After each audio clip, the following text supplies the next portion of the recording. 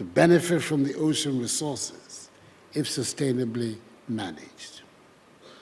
Sadly, Ghana's coastal and marine resources face significant threats in the form of pollution, biodiversity loss, ocean dumping, overfishing, and other marine threats, including overexploitation, illegal, unreported, and unregulated fishing, piracy, and trafficking. These avoidable threats affect the livelihoods of millions of people. They affect food security prospects, critical infrastructure, important ecosystems, and indeed, the security and stability of the entire region. Ghana is fully committed to creating a thriving, equitable, and sustainable ocean economy. As a result, we continue to see significant progress in the myriad of interventions we have put in place over the years.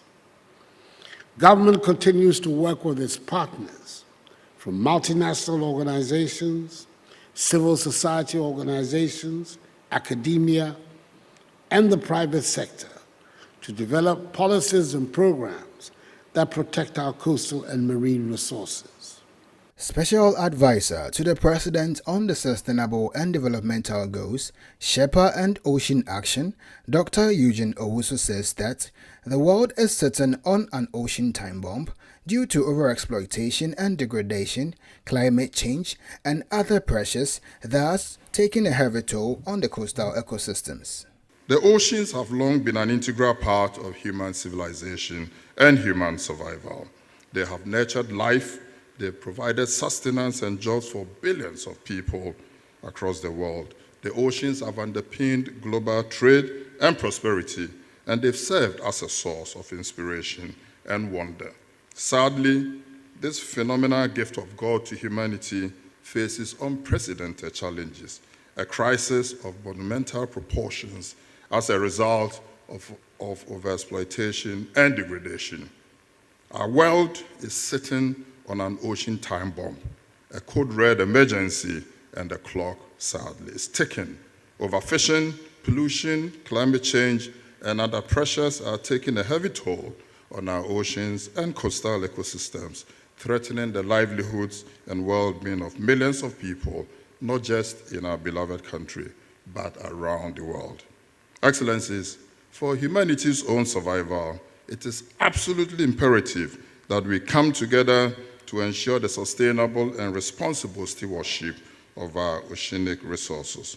Our world needs a new ocean agenda, a new oceans agenda anchored in the recognition that the blue economy should be a catalyst for sustainable development, providing new opportunities for economic growth and job creation, while ensuring the long-term health and resilience of our ocean and coastal ecosystems. In a solidarity message from the co-chair of the high-level panel for sustainable ocean economy, the ambassador of the Kingdom of Norway to Ghana, Her Excellency Ingrid Mollestad, says the blue economy can be a powerful tool for the prosperity and development of Ghana. The ambassador again demonstrated her delight in the vessel that was unable to sail through the Gulf of Guinea due to security risks some years back, but will now return to Ghana the next year to celebrate the 50th anniversary of the program. Norway has had its share of challenges: overfishing, depleted stocks, an ensuing economic downturn, fish disease, marine accidents, and pollution. We have tried to fix this, implementing appropriate policies and technologies with some success. But as we know, the ocean doesn't know borders, and so far, globally, we have not been very good at fixing this. The ocean is not in a good shape. Science tells us that something is wrong. Our very eyes tell us that something is wrong. And as Dr. Owusu said before, since the ocean doesn't have a voice, we must be its voice. So it is to be this voice that we meet today. It was to be this voice that Norway took the initiative to establish the high-level ocean panel in 2018. I am indeed delighted that the President of Ghana was one of the founding members of the panel, and that Norway and Ghana, as coastal states, are willing together with a group of 17 leaders from all continents to spearhead our global efforts for sustainable ocean management. The government of Ghana, through the SDGs Advisory Unit from the Office of the President, in partnership with the Norwegian Embassy, UNDP, the Environmental Protection Agency, the Ministry of Environment, Science, Technology and Innovation, the Ministry of Fishery and Aquaculture Development, put together this summit. The summit, dubbed Our Oceans Health, Our Prosperity, Our Planet Security, sought to mobilize collective action to address challenges facing the ocean in order to harness its benefits for economic growth. The ocean, which is home to many complex ecosystems, faces significant threats of marine and nutrient pollution, resources depletion, and climate change, all of which are caused primarily by human actions. These threats place further pressure on environmental systems like biodiversity and natural infrastructure, while creating global socio-economic problems, including health, safety, and financial risk. The summit was graced by the Norwegian Prime Minister, His Excellency Jonas Gahr Store, the President of Palau, His Excellency Sorange X. Hrips Jr., the Norwegian Ambassador to Ghana, Ingrid Mollestad, some chiefs, ministers, members of the diplomatic corps, and renowned personalities in and out of Ghana.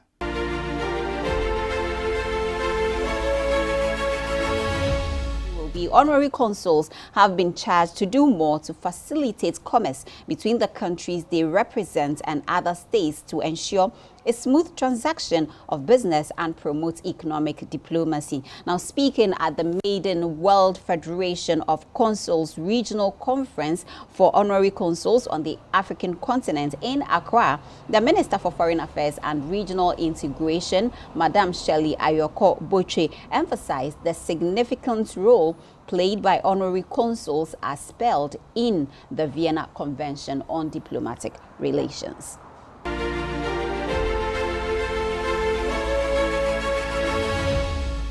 Speaking at the 2023 FICAC Regional Conference for Honorary Consuls on the African continent in Accra, Ghana, the Minister for Foreign Affairs and Regional Integrations of Ghana, Honorable Shirley Ayoko Boche, says, gatherings and interactions such as this always present the fertile grounds for exchange of great ideas and reaping of invaluable benefits on behalf of the government and people they represent. The Minister again added that, through their works as honorary consuls, they do support the sending and receiving of countries to manage the mirage of challenges that arises in intergovernmental relations. In addition to diplomatic agents, the world has witnessed an array of principal agents as well as the private sector and individuals. The role played by honorary consuls in this regard is invaluable in view of the complexities and multifaceted nature in diplomatic and consular functions. Through your work as honorary consuls, you support the sending and receiving countries to manage the myriad of challenges that arises in intergovernmental relations, especially economic opportunities for the benefit of our countries and nationals. As aptly enunciated in the theme for this conference, it is gratifying to note the quest by honorary consuls to share perspectives on Africa under the current dispensation when all economies across the globe are grappling with the devastating impact of the Russian-Ukraine war and the post-COVID-19 era. I highly commend the bold initiatives to refocus attention towards the promotion of economic investments, socio-cultural, and educational cooperation towards mutual benefit of the people we serve. Your Excellencies, distinguished guests, ladies and gentlemen, there is no better time than now to pursue with all diligence the economic diplomacy portfolios between your sending and receiving states towards the attainment of our collective prosperity as envisaged by the United Nations Sustainable Development Goals, the SDGs, and also the African Union Agenda 2063. In the search for lasting solutions to the global economic challenges that we currently face, which is affecting most countries, the promotion of international trade and investment has been identified as a key factor to accelerate economic development and the alleviation of poverty. Together, we can support diversification and expansion of the tourism industry for job creation and revenue generation, and also seek markets for locally made products and take advantage of preferential and multilateral trade agreements. As aforementioned, the complexities and challenges that characterize intergovernmental relations in the 21st century have made it imperative for collective efforts in diplomacy and international relations. And I could not have agreed more with this conference assertion that, I quote, "Honorary consuls are an added value and a complementary enhancement to the traditional diplomacy of our governments," unquote. With your extensive network as honorary consuls and deep wealth of knowledge and remarkable experience about the people you serve, honorary consuls should complement the government's efforts in the areas of development, finance, and investments in productive sectors such as global agricultural value chain and digitization. Distinguished ladies and gentlemen, the seeming gap that exists between honorary consuls and their diplomatic missions could gradually be bridged through strategic and creative interactions such as this conference seeks to achieve. The Dean of Honorary Consul, Honorary Dimitri Avram, says the conference aims to promote shared values of freedom of expression, thus giving the conference the opportunity to leverage our diversity of ideas for feedback to progress on the African continent. The Dean also spoke about Ghana being the best environment for trade in Africa. The continent with a population of more than 1.3 billion. The institution of honorary consuls with an evident renaissance and its intensified use makes it the unique tool for economic, investment, culture, and academic promotion and efficient cooperation of states. Honorary consuls are an added value and a complementary enhancement to the traditional diplomacy of our governments. However, in Africa, there still seems to exist a great gap in the understanding of the significance of the instrument of honorary consuls, likely being the result of unjustified underestimation. We have to be innovative and creative for leverage partnerships to tackle challenges hindering the growth and development of the industrial, agriculture, and energy sectors, particularly due to the difficulties in accessing finance, and thus promote sustainable economic growth, startups, and entrepreneurships by giving access to grant money or funding instruments, whilst encouraging cultural exchanges and philanthropy given to our community. This is particularly true on the African continent. Thus, being consistent and quietly supporting our sending countries and our respective receiving states that often are at the critical development stage, especially for us, the honorary consuls based in Africa, when many of the African governments are adopting policies that encourage development beyond aid. The Lebanese ambassador and Dean of Francophone countries, Ambassador Meya Kier, says it is fitting for the consuls to gather and discuss the vital role honorary consuls play in advancing diplomacy and fostering cooperation on the African continent. Honorary consuls, as representatives of their respective countries in foreign lands, play a crucial role in facilitating international relations, promoting trade and investment, and safeguarding the welfare of their citizens. They bridge the gap between nations, build bridges of understanding, and nurture relationships that go beyond mere diplomatic ties. Today, we acknowledge and celebrate the dedication, commitment, and priceless contributions of honorary consuls to the noble cause of diplomacy. The president of FICAC, Honorable Nicolaou Magaropoulou, added that, as consuls, they hold a pivotal position in the complex coexistence of international relations in promoting trade and investment between countries. FICAC is driven by a noble purpose: to create a platform for consuls to exchange ideas, experiences, and best practices, and to provide a unified voice for consuls in their engagement with governments, businesses, and other stakeholders. Through this collective effort, we aim to foster stronger diplomatic ties, promote trade and investment, and facilitate cultural exchange between nations. As consuls, we hold a pivotal position in the complex tapestry of international relations.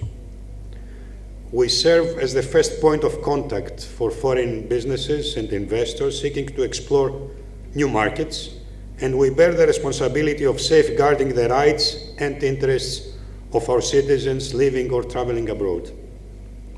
We are entrusted with the task of building bridges of understanding and cooperation, forging connections that transcend borders and promote mutual prosperity. It is crucial that we work together to strengthen our collective capacity and leverage our extensive network to advance the interests of our countries and peoples. FICAC stands as a beacon of opportunity, providing an ideal platform for us to achieve this objective. I encourage each and every one of you to become active members of this organization, contributing your ideas, experience, and expertise towards the creation of a stronger and more effective consular community. Beyond the administrative and bureaucratic aspects of our role, we carry a profound mission, that of promoting peace, understanding, and cooperation between nations. We have the distinct privilege of serving as representatives of our respective countries, acting as ambassadors of their values, cultures, and aspirations. Through our dedication and tireless efforts, we possess the power to shape the destiny of nations and peoples, leaving an indelible mark on history. Let us, therefore, embrace this mission with unwavering passion and unwavering commitment. Together, let us work tirelessly towards promoting peace, prosperity, and human dignity. The honorary consuls are official representative of a government who resides in a foreign country to assist and protect citizens of the consul's country, and also promotes and facilitates commercial and diplomatic relations between two countries. The 2023 FICAC Regional Conference for Honorary Consuls on the African continent took place at the Kempinski Gold Coast Hotel in Accra, Ghana.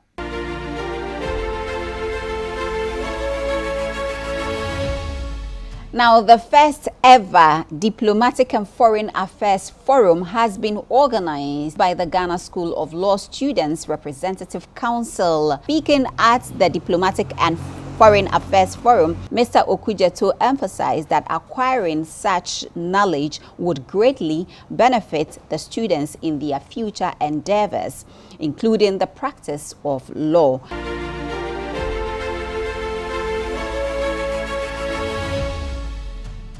The Diplomatic and Foreign Affairs Forum, held under the theme Global Perspectives on International Relations and Law, is an initiative of the current SRC administration of the Ghana School of Law and aimed at providing a platform for students to meet one-on-one and exchange ideas with industry experts. A former lecturer of law and veteran lawyer, Sam Okujeto, who was a guest speaker at the forum, emphasized on the need for students to know what happens in other countries, indicating that countries around the world interdependent on each other in various phases of life, and that their decisions and choices affected each other. Now you see that international affairs is such an important topic for lawyers to have at least a glimpse of it. And then thereafter, as I said, they can build on it. I have had the privilege of doing international law for my LLB and also continued it in my graduate studies also to do international and international institutional law. And it gives you a wider perspective of the world. More so when you appreciate that no country is independent. Sometimes we repeat the word and say it's independent. No, we are not independent. Each of us is interdependent. UN Resident Coordinator to Ghana, Charles Abani, intimated that international relations and law were intricately intertwined as they provide the foundation for the peaceful coexistence of nations and the resolution of conflicts. It resonates indeed deeply with the challenges we face in this ever-changing world, where the intersections of international relations and law influence the course of our shared future. International relations and the law are intricately intertwined. They provide a foundation for peaceful coexistence of nations and the resolution of conflicts, enabling businesses to thrive and development to advance. Also in attendance was European Ambassador to Ghana, Echad Razali, who took turn to deliver a speech while commending the Students' Representative Council of the Ghana School of Law for the pertinent effort. As lawyers, you are very right, sir. It's not about the mechanics of the law, it's about the philosophy of the law. In the end, we have, adopted a common set of rules when it comes to human rights, so on and so forth. You mentioned intellectual property, trade, technology, and more now we are adopting a set of rules for climate change or to fight climate change, because then we realized that beyond some specific issues, there are an overriding consideration, which is making the relation and making a future for humankind possible, because climate change is not about the planet, it's about the ability of humankind to survive. The Surinamese ambassador to Ghana, Excellency Fidelia Grant Gallon, lamented the seeming lack of interest by African students in the history of international relations, especially as it concerned the slave trade. According to her, she has seen many students from other countries, including the Netherlands, the United States, and Belgium, who visit her country to study the history of the African slave trade, but was yet to see any student or lawyer from Africa on a similar quest. I used to be very loud. I used to go to the pen and write to the papers. Why? Because there were activists during the African slave trade, and they overcame the Africans that crossed the ocean to the country called Suriname that no one knows here. So whenever I go to places, they ask me where Suriname is, if it is in Africa, especially when they look at me, because I look like a Shanti woman, an Ewe woman. United States Ambassador to Ghana, Excellency Virginia Palmer, also affirmed the need for the students to prioritize international relations while championing the area of study across the globe. I also think that access to justice is an incredibly important part of what we do as diplomats, and important to the economic health and democratic health of your country. And I mean that because you can have brilliant laws on the books, but if people don't know about them, they are invisible or irrelevant. So work that you do to ensure that poor women have access to justice and get some legal counsel when they need it, or that circuit riding judges are present in villages can mean that good gender-based violence laws have some effect. The Forum for Students was an excellent platform as well as a unique opportunity for them to engage in insightful and thought-provoking discussions on the role of diplomacy and foreign affairs in the world.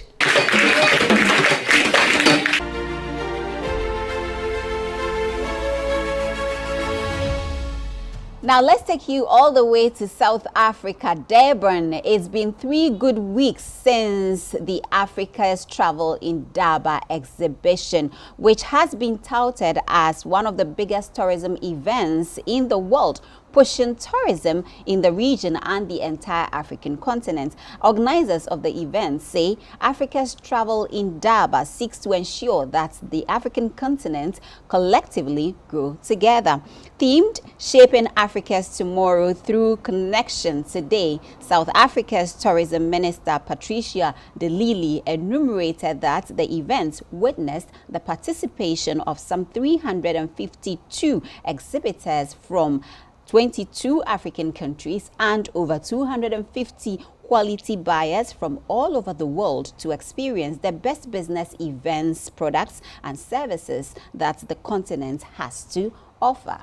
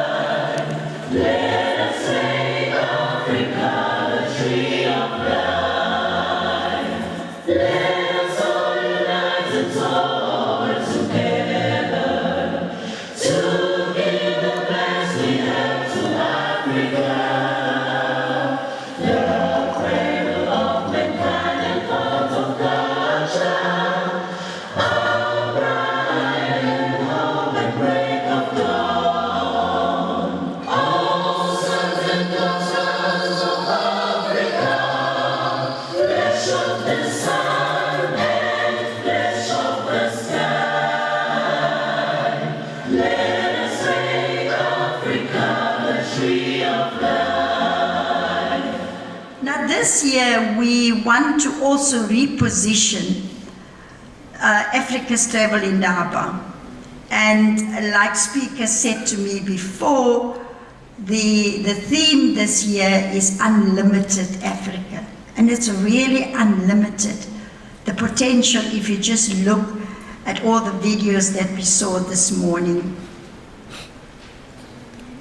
The positioning really speaks to the essence of Africa's Travel INDABA, bringing the world to Africa to positively influence the continent's economic and cultural trajectories.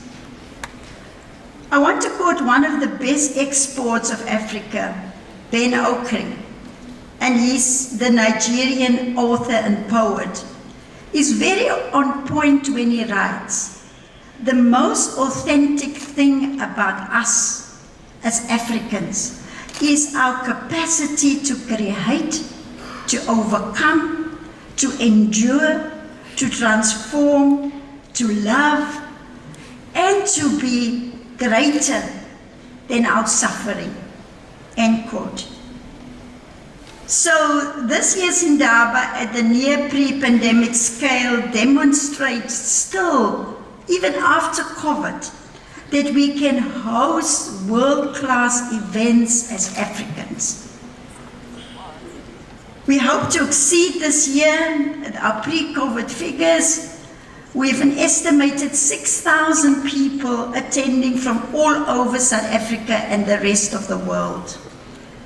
This year, the INDABA also sees more than 350 tourism products being showcased and 1,000 buyers from all over the tourism ecosystem and just under 1,000 exhibitors.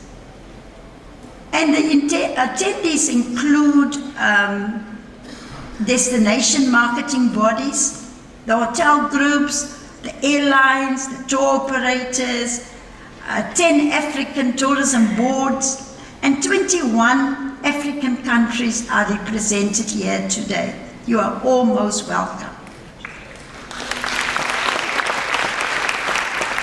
But while I talk about us working together, I want to address competition and collaboration. MEC Dube referred to this. Competition is often considered as the lifeblood of destination marketing in tourism. However, it is important to note that competition should always be balanced with collaboration. While healthy competition can drive growth and innovation, unhealthy competition can lead to a race to the bottom, with businesses and destination undercutting each other on price and quality. Therefore, as the tourism industry, let us foster a culture of healthy competition, where businesses and destinations are encouraged to compete on quality and innovation. Let us remember that long-term success in the industry depends not only on competing, but also on recognizing the value of collaboration and partnership. And so each player in the value chain has a unique role to play, and by working together we can create a seamless and memorable travel experience for our visitors. That is the spirit of Africa's Travel INDABA. Now, we also need to support small, medium enterprises. As the Department of Tourism, we have supported 123 SMMEs that are on the floor today that will be showcasing their offers that they can do. And we've invested just 11.7 million into that. I think we can do better. But I also call on all our provinces to also sponsor SMMEs to come to the Travel INDABA to get that opportunity to showcase their products. This event is of major significance to the province as it shines the spotlight of the world on us and will bring much needed boost to our gross domestic product. I need not to bore you about the difficult time of lockdowns when we couldn't hold this beautiful Africa Travel INDABA. Tourism is one of the foremost sectors we have identified as part of our economic transformation and recovery, as well as reconstruction plan. And this gathering marks a critical tipping point in our recovery as we leave behind us the legacies of the damaging floods of last year. As speakers for the festive season indicated, the return of our tourism sector is well on its way, having recorded a recovery of 2.5 billion during December period. As provincial government announced, the province welcomed over 500,000 domestic tourists and 51,000 international tourists. We were also pleased that the tourism KwaZulu-Natal, the occupancy rate for December 26, 2022 to the 1st of January 2023 reached the average of 81% across the province, despite the difficulties of having to recover our beaches and all our assets from the floods. For KwaZulu-Natal, the tourism sector is the goose that lays the golden egg, and which will boost efforts for the creation of jobs, ending poverty, and narrowing the gap between the rich and poor by availing opportunities of entrepreneurship and opening the sector to new players.